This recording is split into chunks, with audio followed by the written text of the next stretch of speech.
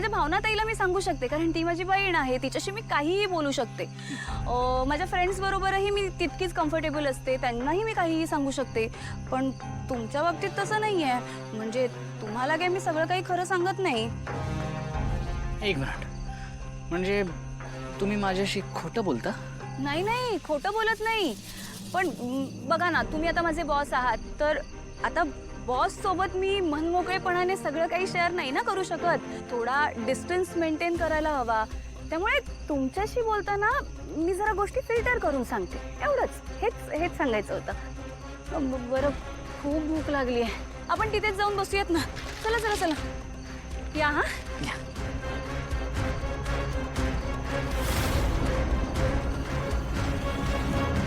This is not fair जानू.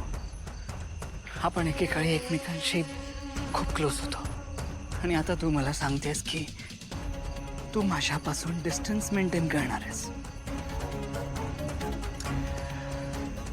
I am sorry जानू, पण आज तुला माझ्याशी तुझ्या मनातलं सगळं बोलावंच लागेल. तू शुद्धीत असताना किंवा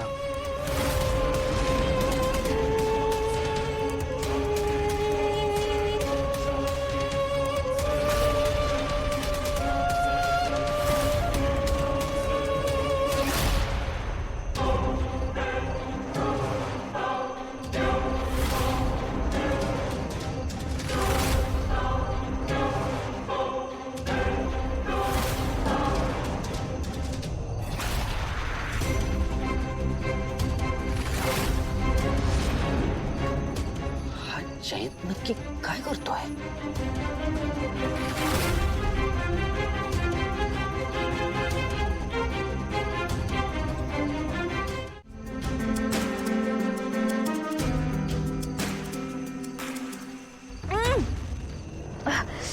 हे पाणी काहीतरी विचित्र लागतंय. हो, ते ॲक्च्युली ती बॉटल बरेच दिवस माझ्या गाडीत अशीच राहिली होती, त्यामुळे ते तसं लागत असेल. But don't worry, you can have it. It's safe. Okay.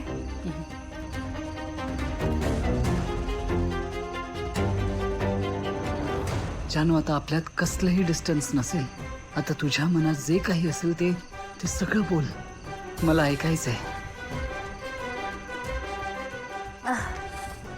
खाण्याची टेस्ट जरा ऑड आहे, पण छान वाटतंय.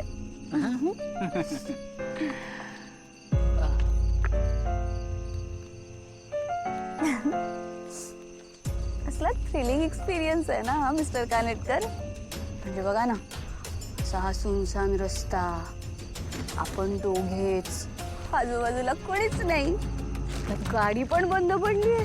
हो, पण फिल्मी सीन वाटतोय ना हा. राईट. मी तुम्हाला सांगू का, मला आता नक्की काय वाटतंय? काय वाटते? तुम्ही तो काजलचा पिक्चर बघितलाय? कोणता? थांबा सांगते. बघा.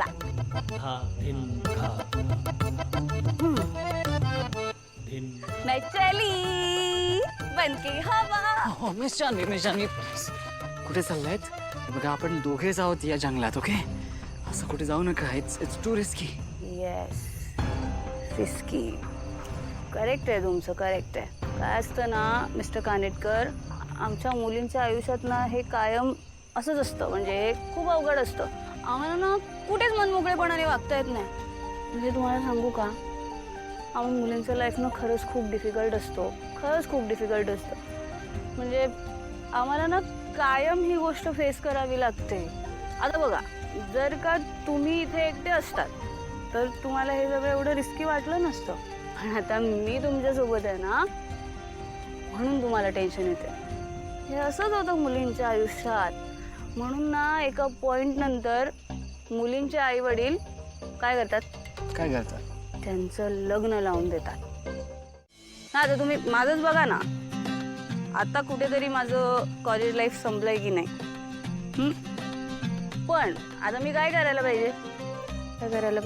हां, मी माझं लाईफ एन्जॉय करायला पाहिजे, जॉब करायला पाहिजे, आई बाबांना मदत करायला पाहिजे. पण नाही, आता माझे आई बाबा काय करणार विचारा?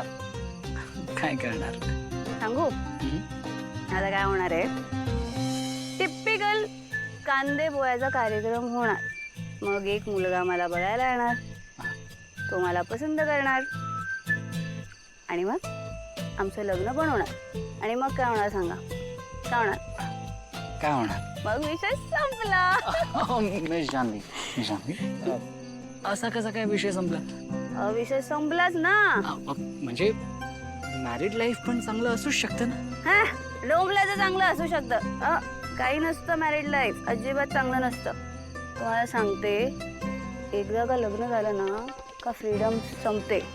म्हणजे आई बाबांच्या घरी असेपर्यंत ना थोडा फ्रीडम असतो. पण एकदा का लग्न झालं की त्या मुलीचं सगळं लाईफ तिचा नवरा कंट्रोल करतो. तिला त्याच्याच मनाप्रमाणे वागावं लागतं. मग तिला कुठे जाता येत नाही, मित्रमैत्रिणींना भेटता येत नाही, घरच्यांना भेटता येत नाही. सगळं ना नवरा कंट्रोल करतो. मला सांगा काय अर्थ आहे याला? नाही, काय अर्थ आहे? नाही ना. पण एक सांगू का, जर का ना लक चांगलं असेल की नाही तर कदाचित असं घडू शकत नाही. म्हणजे जर का चांगला नवरा मिळाला तर. बट अगेन हे सगळं लकवर डिपेंड करतं. लकवर. पण तुमच्या मते तो बेटर पार्टनर कसा असतो? बेटर पार्टनर कसा असतो सांगते. द्या इकडे. तर